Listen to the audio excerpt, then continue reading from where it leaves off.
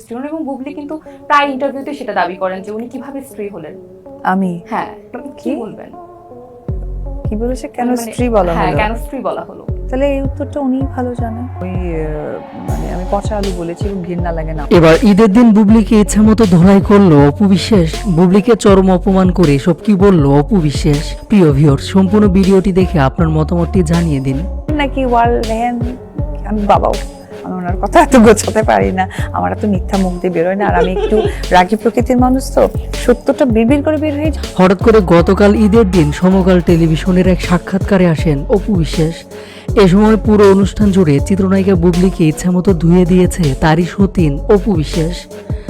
কখনো কি কথা হয়নি, দেখা হয়নি বুবলির সাথে? উপস্থাপক এমন প্রশ্ন করতেই অপু বিশ্বাস ঘৃণার মতো এক্সপ্রেশন দেন। অপু বিশ্বাস বলেন, আমি আসলে ওই নামটাই ধরতে চাই না। সিরিয়াসলি, ঈদের এই সুন্দর মুহূর্তটা একদম অসুন্দর করতে চাই না। কারণ একটা মানুষের স্ট্যাটাস লেভেলটা কেমন সে জানার পরও ধুলো উড়িয়ে ঘোরে, তাকে আসলে যোগ্য অযোগ্য বলতেও আমার বিবেকে বাধে।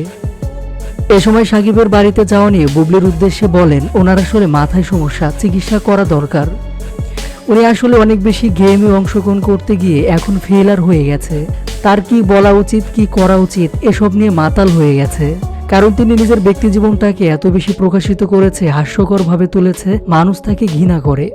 আমি শুধুমাত্র ক্যামেরার সামনে বাচ্চা নিয়ে এসেছিলাম, আর তিনি তো মানুষকে বিরক্ত করে তুলছে।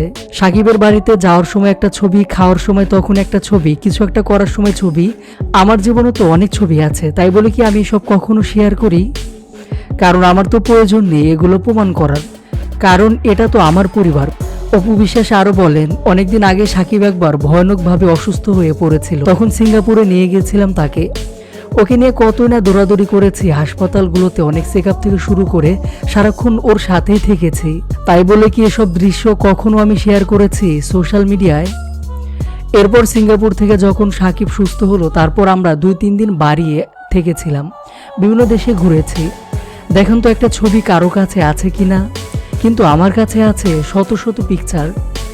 কারণ এই অ্যালবামটা শুধুমাত্র আব্রামকে দেখাই, কারণ আমার যে মানুষটাকে দেখানো দরকার, যাদের জানানো দরকার তাতেই হবে।